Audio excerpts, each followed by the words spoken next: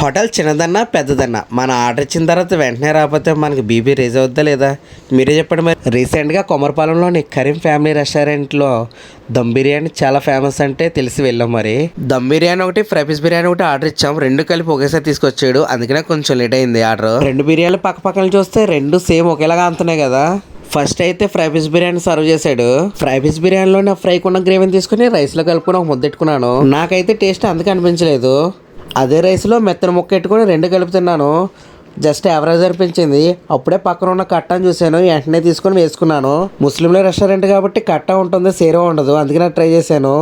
అప్పుడు తెలిసింది దాని టేస్ట్ చాలా అంటే చాలా బాగుంది. కట్ట కొంచెం వేడుకుంటే బాగుంది, ఇంకా బాగుండేది. నెక్స్ట్ ఇక్కడ ఎంతో స్పెషల్ అయిన దమ్ బిర్యానీ అయితే సర్వ్ చేశాడు.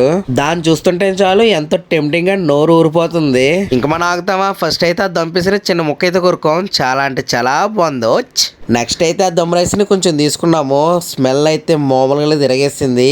ఇందాకది ఇప్పుడుది వేరు వేరండో అప్పుడు తెలిసింది.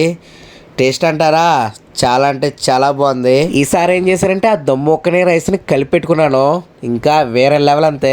మాక్సిమం ఇక్కడ వచ్చే వాళ్ళందరూ కూడా సిట్టింగ్ కన్నా పార్సల్ ఎక్కువ ప్రిఫర్ చేస్తారు.